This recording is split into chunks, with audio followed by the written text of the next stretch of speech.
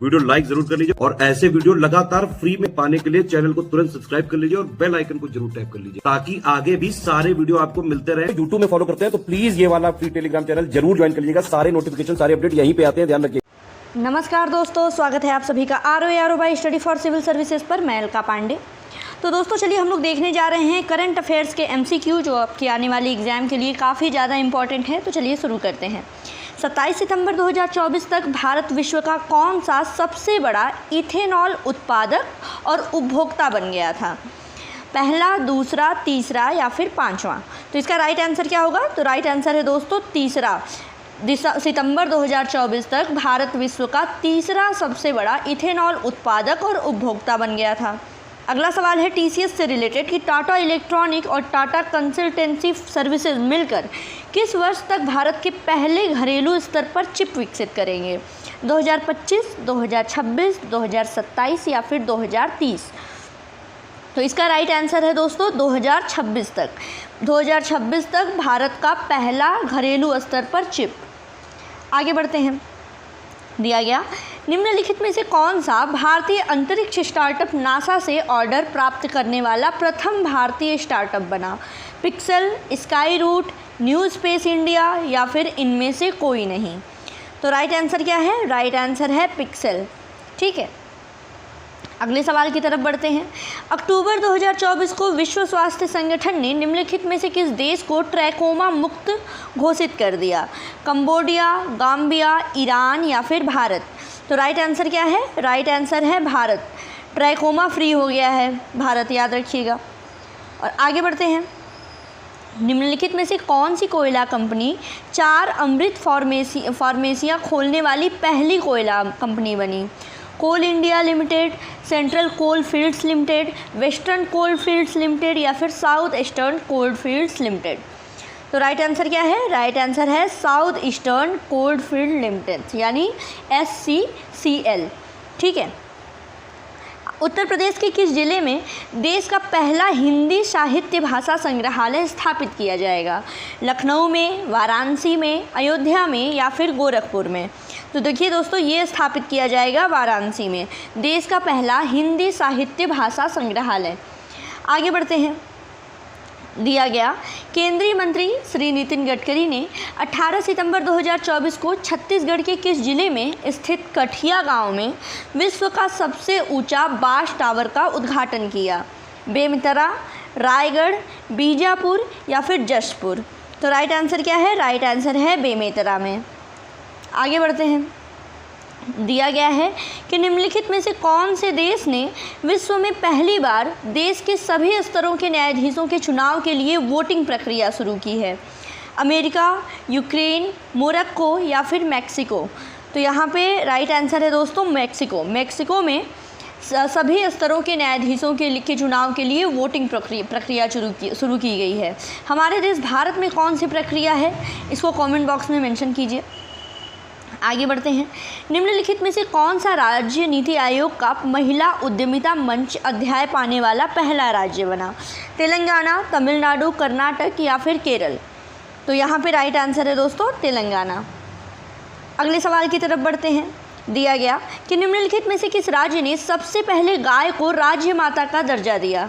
उत्तर प्रदेश, हरियाणा, महाराष्ट्र या फिर केरल? तो राइट आंसर है यहाँ पे महाराष्ट्र। उत्तर प्रदेश से कंफ्यूज नहीं करना है। महाराष्ट्र ने सबसे पहले गाय को राज्य माता का दर्जा प्रदान किया है। फिर केंद्रीय वाणिज्य एवं उद्योग मंत्री श्री पीयूष गोयल ने 22 सितंबर 2024 को कहाँ पर इन्वेस्ट इंडिया के नए कार्यालय का उद्घाटन किया?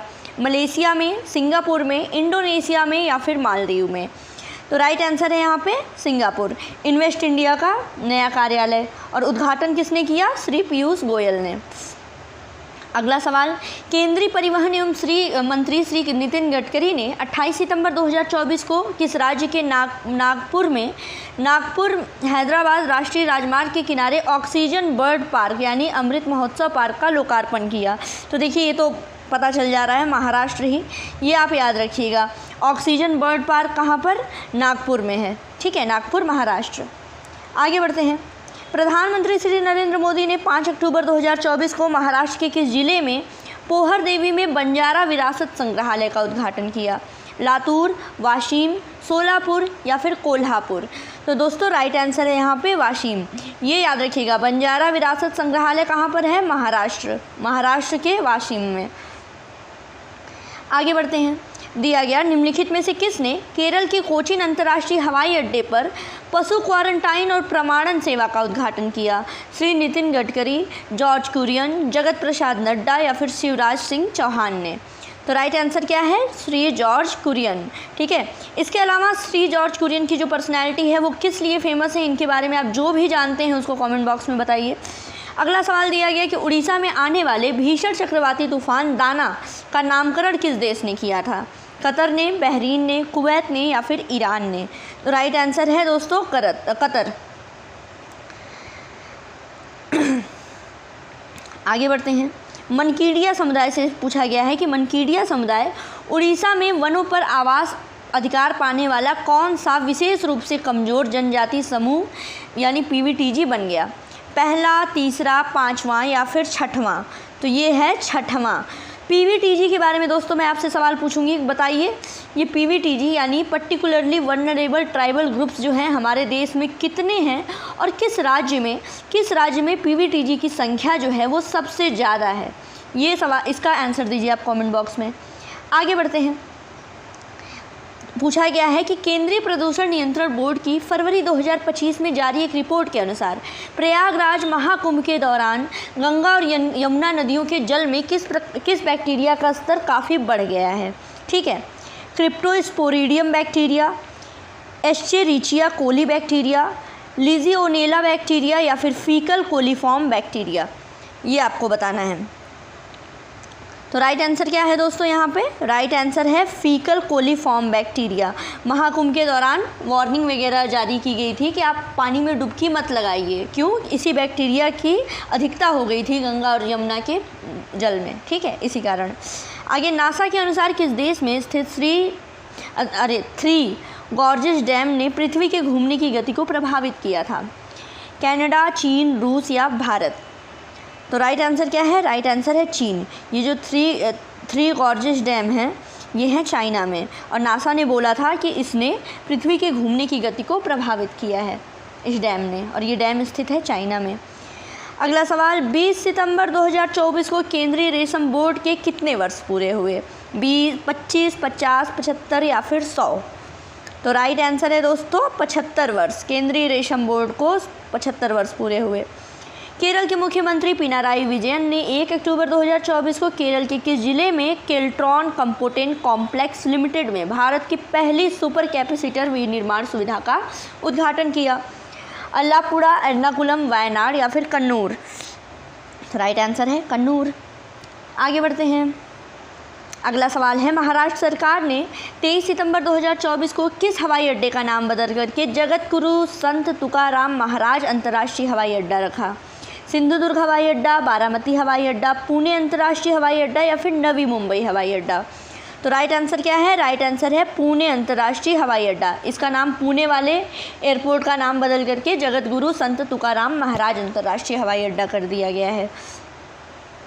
अगले सवाल की तरफ बढ़ते हैं। दिया गया कि निम्नलिखित में से कौन भारतीय प्रौद्योगिकी संस्थान वर्ष 2025 तक दुबई में अंतर्राष्ट्रीय अनुसंधान केंद्र IITM ग्लोबल दुबई सेंटर शुरू करेगा?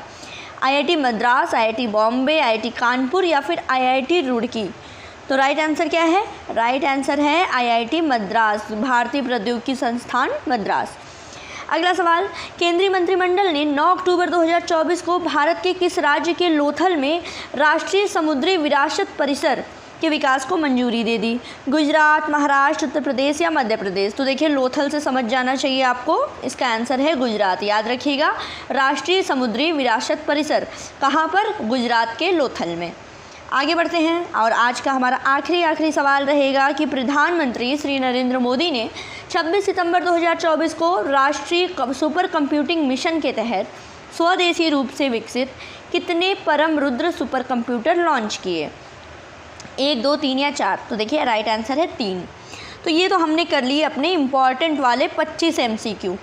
इसके अलावा दोस्तों अगर आप किसी भी एग्ज़ाम की तैयारी कर रहे हैं, वो आपका स्टेट PCS हो, LT ग्रेड हो, BEO हो, ठीक है, तो जितने भी पॉपुलर एग्ज़ाम हैं उनके लिए स्टडी फॉर सिविल सर्विसेज सिर्फ आप लोगों के लिए इतनी मेहनत करके पेड ग्रुप शुरू करता है, जहाँ पे आपको सिलेक्शन मटेरियल दिया जाता है, पेड क्विज़ दिया जाता है, टेस्ट सीरीज़ कराई जाती है। तो उससे अगर आपको पेड क्विज़ ज्वाइन करना है या उसके बारे में कोई जानकारी चाहिए तो इस दिए गए नंबर पे आप कांटेक्ट कर सकते हैं। तो बस दोस्तों, पढ़ते रहिए, वीडियो को शेयर कीजिए, चैनल को सब्सक्राइब कीजिए। Thank you so much.